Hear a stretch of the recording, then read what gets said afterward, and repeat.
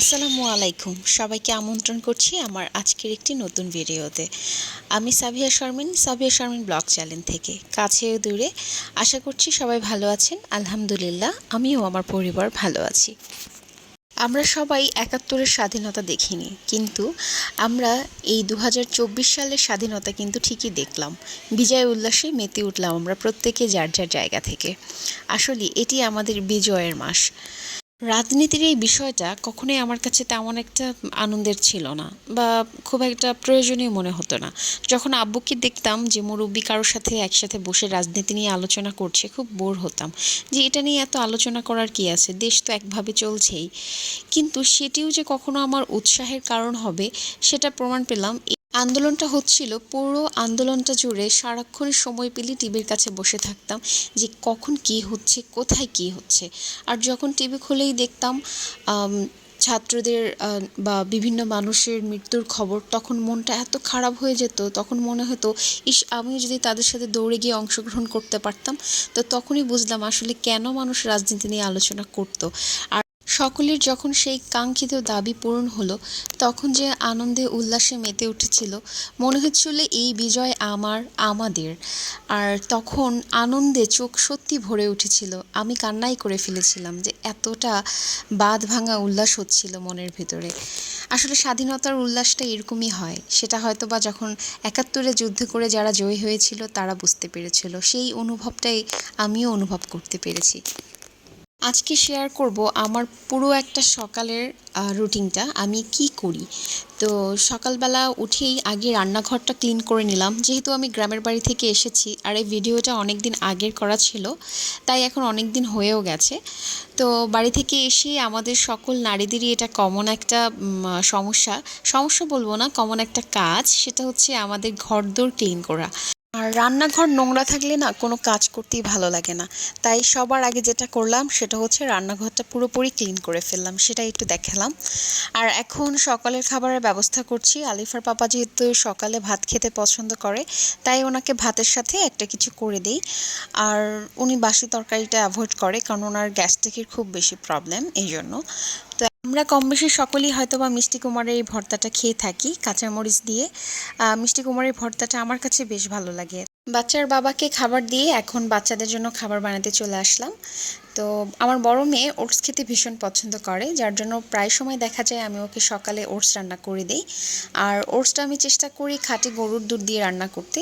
এতে দেখা যায় যে কিছুটা হলেও পুষ্টিগুণ একটু বৃদ্ধি পায়।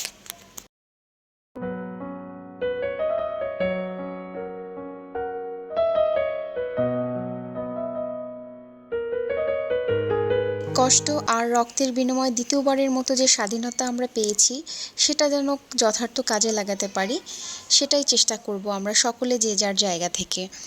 কারণ আমরা যদি প্রত্যেকে যে যার জায়গা থেকে তার কাজটা ঠিকঠাক মতো করি, তাহলে কিন্তু আমাদের দেশে সেই পরিবর্তনটা সম্ভব, যেটা আমরা সকলেই চাই। সকল পরিবর্তনের মধ্যে সবচেয়ে অন্যতম পরিবর্তন হচ্ছে আর্থিক পরিবর্তনটা খুবই প্রয়োজন আমাদের দেশে।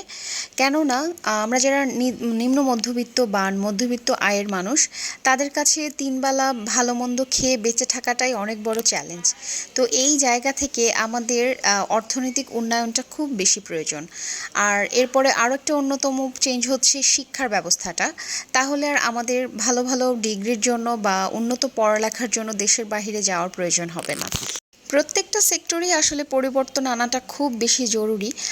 চিকিৎসা ব্যবস্থার পরিবর্তন, আমাদের দেশের রাষ্ট্রীয় সম্পদ যেমন রাস্তাঘাট, বিভিন্ন রাষ্ট্রীয় যে সমস্ত স্থাপত্য আছে, ওগুলোর উন্নয়ন খুবই প্রয়োজন, কারণ ওগুলোই আমাদের দেশকে রিপ্রেজেন্ট করে যে আমাদের দেশের ভাবমূর্তিটা কেমন, বা আমাদের দেশের অর্থনৈতিক অবস্থানটা কোন পর্যায়ে আছে।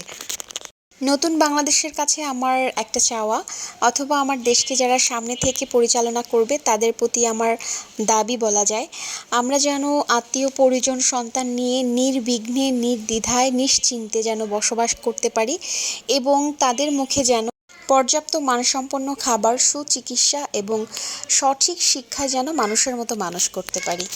সকলের খাবারের ব্যবস্থা করে এখন ফাইনালি নিজের খাবার ব্যবস্থা করতে চলে আসলাম। একটা ডিম ভাজি করে নিলাম, পাউরুটি দিয়ে খাবো।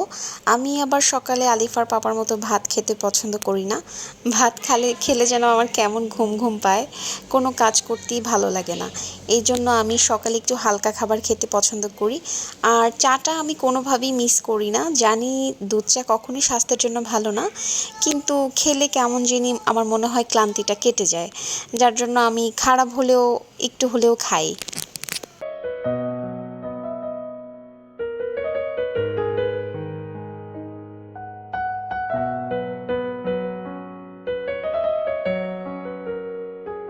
এই ছিল আমার সকালবেলার রুটিন।